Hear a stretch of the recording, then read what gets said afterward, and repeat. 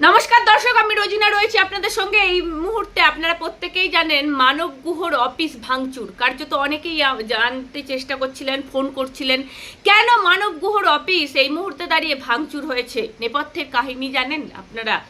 মানব গুহর অফিসে কাল তাণ্ডব চলেছে। কার্যত মানব গুহ সামনে ছিলেন না, তিনি বিধায়ক, ও কার্যত তার অফিসে এমনকি নরেন্দ্র মোদীর ছবি পর্যন্ত বাদ যায়নি। সেই যারা বলছেন তারা বিজেপি কর্মী, তারা বিজেপির প্রতি অন্যায় হয়েছে বলে মানব গুহর অফিস ভাঙচুর করেছেন, কিন্তু তারা তাহলে নরেন্দ্র মোদীর উপর কিসের রাগ ছিল? মানব গুহর উপর রাগ ছিল আমরা বুঝলাম, কিন্তু নরেন্দ্র মোদীর উপর কি করে রাগ ছিল? আপনারা নরেন্দ্র মোদীর ছবি পর্যন্ত ছাড়লেন না। কেন ভাঙচুর হয়েছে আপনাদেরকে বলছি। রীতিমতো দেখা যাচ্ছে অনেকজন অভিযুক্ত, 3জন, তার মধ্যে গ্রেপ্তারও করেছে পুলিশ ইতিমধ্যেই। কিন্তু কেন, নেপথ্যের কাহিনী কি? কেন মানব গুহর অফিসে হঠাৎ করে আক্রমণ হলো? কি বিষয়?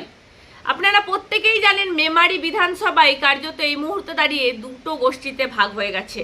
যারা 2021-এ কার্যত যখন ভোট পরবর্তী হিংসা চলে, কর্মীদের ফোন ধরেননি, কর্মীদের সঙ্গে কথা বলেননি, সেই সময় কর্মীদের উপর নানাভাবে অত্যাচার হয়েছিল, তারা একটা গোষ্ঠীতে বিভক্ত হয়ে গেছে, মানব গুহ একটা গোষ্ঠীতে বিভক্ত। কারণ কেন এই মুহূর্তে দাঁড়িয়ে মানব গুহ যাদেরকে নিয়ে মেমারিতে উন্নয়নের কাজ করতে চাইছেন বা উন্নয়নের বার্তা তুলে ধরতে চাইছেন, এই মুহূর্তে দাঁড়িয়ে, আর যারা 2021-এ ভোট পরবর্তী হিংসা চলছিল, কর্মীদের উপর সন্ত্রাস চলছিল, তারা ফোন ধরেননি, কর্মীদের সঙ্গে কথা বলার প্রয়োজন মনে করেননি, তারা আলাদা গোষ্ঠী হয়ে গেছে, মানব গুহদের আলাদা গোষ্ঠী হয়ে গেছে। কার্যত মানব গুহ যে উন্নয়নের কথা বলতে চাইছেন, এই মুহূর্তে কোপ কিন্তু মানব গুহ। কারণ কেন এইভাবে উন্নয়ন কেন করছেন তিনি? কেন এইভাবে উন্নয়নের বাতাবরণ সৃষ্টি করছেন মেমারিতে? যেমন ছিল তেমনই থাকা দরকার ছিল, তারা চাইছেন, সেজন্যই মানব গুহর উপর রাগ। কার্যত মানব গুহ এই মুহূর্তে দাঁড়িয়ে আপনারা দেখবেন যেমন তৃণমূল কংগ্রেস বিভক্ত হয়ে গেছে, তেমন 4 তারিখের পরে আসা বিজেপি এবং 4 তারিখের আগে যারা বিজেপি ছিল, তাদের মধ্যেও কিন্তু একটা বাতাবরণ সৃষ্টি হচ্ছে, তাদের মধ্যেও একটা দেখা যাচ্ছে দ্বৈরতা সৃষ্টি হচ্ছে। কিন্তু কেন কেন সৃষ্টি হচ্ছে সেগুলো? যে এই যে ক্ষমতায় এসেছে বিজেপি, সেই জন্যই তা এই ক্ষেত্রেও দেখা যাচ্ছে, আপনারা দেখবেন ক্রমাগত দেখা যায় গোষ্ঠীদ্বন্দ্বের ফল, আমরা বলি গোষ্ঠীদ্বন্দ্বের ফল, কিন্তু এগুলো কখন দেখা যায়? যখন ক্ষমতাকে মানুষ কুক্ষিগত করতে চায়, ক্ষমতার যখন আশ্রয়ে থাকতে চায়, তখনই কিন্তু এইগুলো দেখা যায়। তখন দেখা যায় ক্ষমতাকে কেউ হস্তান্তর দিতে চান না বা সবাইকে নিয়ে কাজ করতে চান না। সেই জন্যই দেখা যাচ্ছে মানব গুহর অফিসে আক্রমণ, এইভাবে বিধায়কের কার্যালয় ভাঙচুর, এমনকি নরেন্দ্র মোদীর ছবি পর্যন্ত রক্ষা পেল না। এই মুহূর্তে দাঁড়িয়ে পুলিশ 3জনকে গ্রেপ্তার করেছে।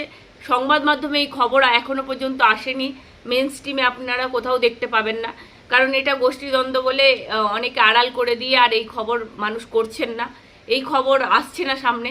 কিন্তু আমরা এই যারা যুক্ত ছিল তাদেরকে পুলিশ 3জনকে গ্রেপ্তার করেছে এবং সঠিক তদন্ত চাই।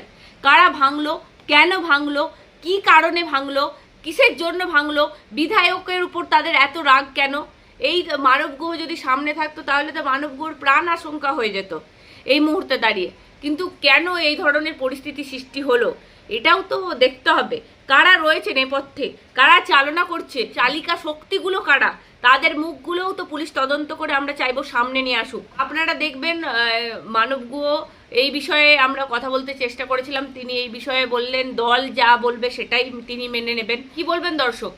এইভাবে চলছে, বিধায়কের কার্যালয় ভেঙে গুড়িয়ে দেওয়া হচ্ছে, পুলিশ অ্যারেস্ট করেছে, কিন্তু সঠিক তদন্ত চাই আমরা। মানব গুহ বলছেন? হ্যাঁ, বলছি। বলছি দাদা, আপনার অফিস কালকে ভাঙচুর হয়েছে কার্যত, যেভাবে দেখলাম ধ্বংসলীলা, এমনকি নরেন্দ্র মোদীর ছবি পর্যন্ত বাদ গেল না।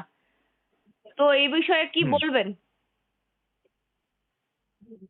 না, এই নিয়ে কিছু দুষ্কৃতীর বিরুদ্ধে থানায় অভিযোগ করেছে। আমাদের ওই সময় যারা পার্টি কর্মী ছিল তারা থানায় অভিযোগ করেছে।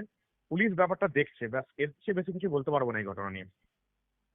আচ্ছা, আপনি ছিলেন না, আপনি দুষ্কৃতীদের বিরুদ্ধে থানায় অভিযোগ হয়েছে এবং পুলিশ এই ব্যাপারটা দেখছে, এবং যতজোর খবর পেয়েছি 3জন দুষ্কৃতী অ্যারেস্টও হয়ে গেছে।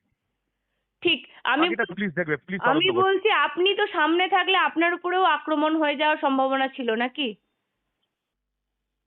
না, আমি ওই যেভাবে দিন থাকি না, দুষ্কৃতী আমি অ্যাকচুয়ালি সোম বুধ হামলা শুক্র হয়েছে থাকি, আমি যেভাবে। মঙ্গল বৃহস্পতি শনি ওখানে থাকি না।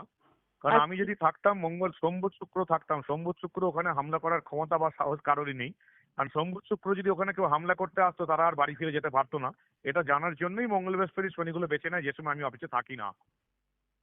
আচ্ছা, আপনি মানে আপনি থাকলে আপনি ছাড় পেতেন না, এরকমও তো দেখলাম কালকে যেভাবে তাণ্ডব। নরেন্দ্র মোদী ছাড় পেল না। সেটার জন্য নরেন্দ্র হয়তো মোদীর ইয়ে হয়েছে, ছবি, এটাও হতে পারে। নরেন্দ্র মোদীর ছবিকে ভেঙে চুরমার করে দিল এই দুষ্কৃতীগুলো। হ্যাঁ দেখলাম, এটাই খুব খারাপ লাগলো, বিধায়কের অফিস ভাঙচুর করছে, মানে কারা করছে এগুলো সেটাই দেখার। আপনি পুলিশের উপর ভরসা রাখছেন দাদা? হ্যাঁ হ্যাঁ হ্যাঁ, একদম একদম, আমি পুলিশ প্রশাসনের উপর ভরসা রাখছি।